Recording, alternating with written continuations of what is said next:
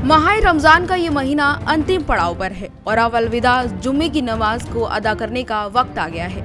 इस मौके पर सुरक्षा के विशेष इंतजाम किए गए हैं ताकि नमाज शांतिपूर्ण तरीके से अदा की जा सके और बिना किसी विघ्न के ये पूरा फेस्टिवल संपन्न हो सके।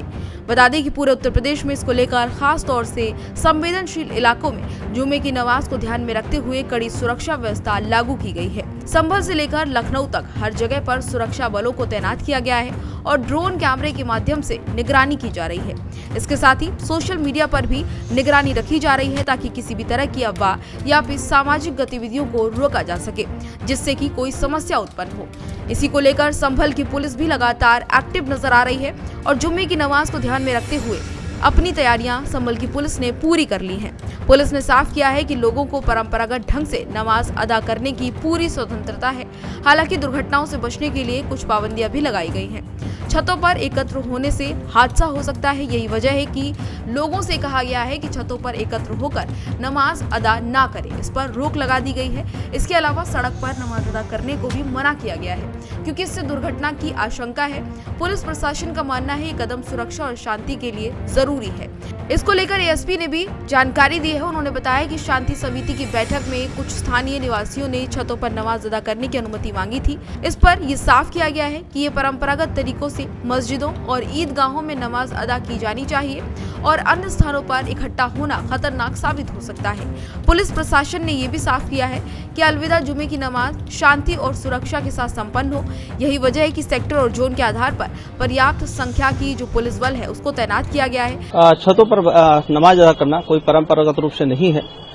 यह मात्र इसलिए रोका जा रहा है जिससे कि दुर्घटना घटित हो सकती है और इसकी पूरी संभावना है कि भारी संख्या में छतों पर भीड़ जमा हो जाए और तत्पश्चात कोई घटना घटित हो जाए। इसीलिए इसको रोका गया है और साथ ही सड़क पर इसलिए रोका गया है कि एक भारी संख्या में लोग सड़क पर जमा हो जाते थे एवं यातायात अवरुद्ध होता था। साथ ही नेशनल हाईवे तक अवरुद्ध होते रहे हैं, राष्ट्रीय राजमार्ग भी अवरुद्ध होते हैं।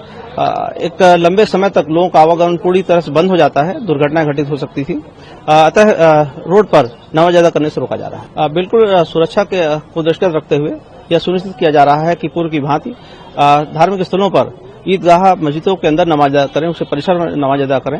रोड पर नमाज अदा करना कोई परंपरागत नहीं है और साथ ही दुर्घटना घटित हो सकती है, इसलिए इसे रोका गया है। जोनल सेक्टर व्यवस्था लागू है और इसमें पर्याप्त पुलिस बल के साथ सुनिश्चित किया जाएगा कहीं भी अशांति न हो, पूरी तरह शांति रहेगी। सोशल मीडिया में इस तरह के अफवाह फैलाने वालों पर कड़ी नजर रखी जा रही है और ऐसा पाए जाने पर कठोर विधि कार्रवाई सुनिश्चित की जाएगी ताकि कोई अगर स्थिति उत्पन्न होती है तो उसको कंट्रोल में किया जा सके। संभल में विशेष सुरक्षा के इंतजाम किए गए हैं और पुलिस द्वारा फ्लैग मार्च भी किया जाएगा।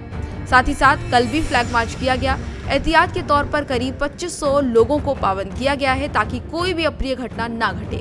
इसी तरह मेरठ में भी सुरक्षा के खास इंतजाम किए गए हैं। खासकर संवेदनशील इलाकों पर खास तौर से सुरक्षा बलों को तैनात किया गया है ताकि कोई भी स्थिति ऐसी उत्पन्न ना हो जिससे कोई समस्या हो। लखनऊ और प्रयागराज में भी सुरक्षा व्यवस्था को ध्यान में रखते हुए कड़ी सुरक्षा की गई है और सुरक्षा पहरा बढ़ा दिया गया है ताकि रमजान के आखिरी शुक्रवार को शांतिपूर्ण तरीके से माहौल बना रहे। यूपी सरकार और प्रशासन का मुख्य उद्देश्य यही है कि कहीं भी किसी भी तरह की कोई गड़बड़ी ना हो और नमाज अदा करने वाले लोग सुरक्षित और शांतिपूर्ण वातावरण में अपनी इबादत कर सके। प्रशासन ने ये भी साफ किया है कि जो लोग परंपरागत रूप से मस्जिदों और ईदगाहों में नमाज अदा करते हैं उन्हें कोई असुविधा ना हो, उसको ध्यान में रखते हुए खास इंतजाम किए गए हैं। इस बार प्रशासन ने सोशल मीडिया पर भी कड़ी निगरानी रखने का निर्णय लिया है ताकि किसी भी अफवाह या फिर भ्रामक सूचना की वजह से माहौल खराब ना हो या कोई भी अशांति माहौल में ना बने।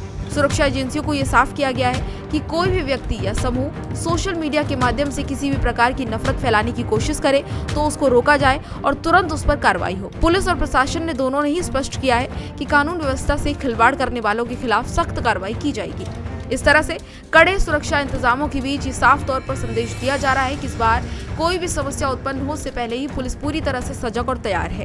प्रशासन पूरी तरह से अलविदा जुमे की नमाज के लिए सुरक्षा और शांति बनाए रखने के लिए प्रतिबद्ध है। ये सुनिश्चित किया जा रहा है कि रमजान के आखिरी शुक्रवार को हर कोई अपने धार्मिक कर्तव्यों को निभाते हुए शांतिपूर्ण तरीके से नमाज अदा करे और किसी भी प्रकार की कोई अप्रिय घटना से बचा जा सके। फिलहाल इस खबर में इतना ही। इसी तरह की तमाम और जानकारियों के लिए देखते रहिए भारत एक्सप्रेस।